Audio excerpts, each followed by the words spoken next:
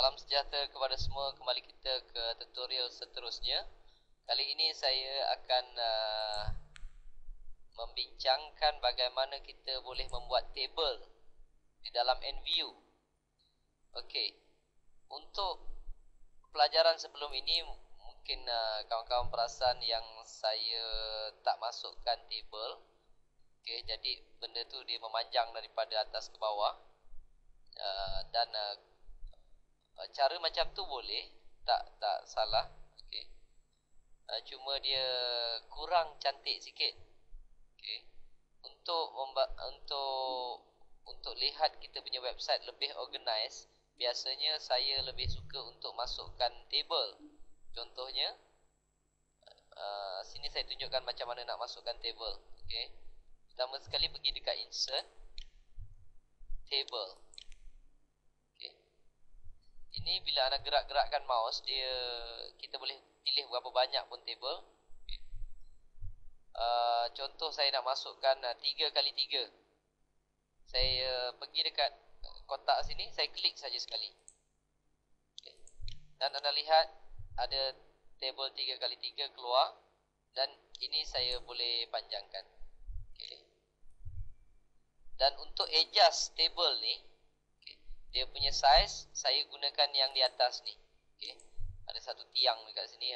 Ini untuk kolom. Tengok saya adjust tiang ni. Okay. Kawan-kawan boleh bawa ke mana yang dikehendaki. Kalau nak adjust row pula, sini pun ada juga. Lihat, saya boleh gerakkan dia berapa panjang yang saya hendak. Okay. Sekiranya kolom ni tak cukup, saya katalah ada 3 saja kolom, saya nak pakai 4. Okey. Lihat tanda yang ni. Okey. Kalau saya klik dia bergerak, jadi lihat tanda yang ni. Kalau kita klik belah kanan, dia akan tambah kolom belah kanan. Kalau kita klik belah kiri, dia akan tambah satu kolom sebelah kiri. Kalau kita klik pangkah ni, yang kecil di tengah ni, dia akan padamkan semua sekali. Begitu juga yang ini. Kalau saya klik yang bawah ni, dia akan tambahkan row di bawah. Kalau saya klik atas, dia akan tambahkan satu row di atas. Kalau saya klik yang di tengah ni, dia akan padamkan sederet row di sini. Okey, saya tunjukkan ya. Saya klik yang ini.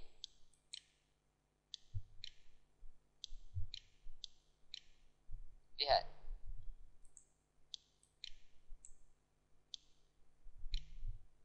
Ada 4 row sekarang. Okey. Kalau tak cukup, saya tambah lagi satu. Saya boleh klik yang di belah kiri pun boleh. Ada satu lagi row baru keluar. Sekarang ada 1, 2, 3, 4, 5 row. Okay. Kalau saya nak delete a row kolom di sini, saya hanya klik yang pangkah di tengah ni. Dah tinggal 4 kolom. Saya tak nak pakai kolom ni, saya klik di sini. Dan seterusnya. Kalau saya tak nak pakai kolom ni, saya klik di sini. Dah tinggal 2 kolom. Begitu juga row. Kalau saya tak cukup, ada 4, saya nak pakai 5, saya boleh klik di bawah ni. Lihat. Lihat. Dah bertambah-tambah row. Kalau tak cukup, saya boleh tambah lagi. Kalau saya nak delete, saya boleh delete lagi. Okey.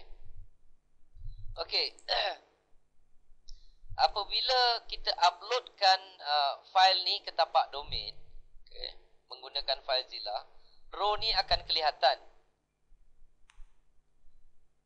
Jadi untuk hilangkan row ni supaya dia jangan kelihatan di dalam domain kita, klik sebelah kanan, table cell property.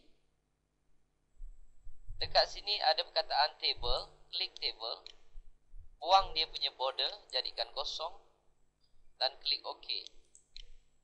Lihat, saya klik di tempat lain. Lihat ini.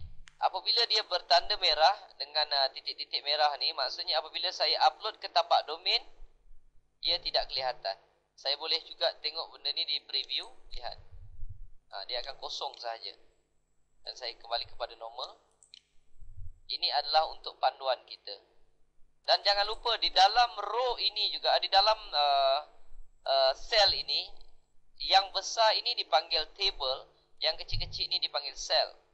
Di dalam sel ini, saya boleh masukkan table. Tetapi kebiasaannya, cuba anda perhatikan, tulisan dia dekat tengah. Seelok-eloknya tulisan dia dekat atas, bermula di atas. Untuk pindahkan tulisan ni ke atas, klik sebelah kanan, table cell property, middle ini tukar kepada top dan klik OK.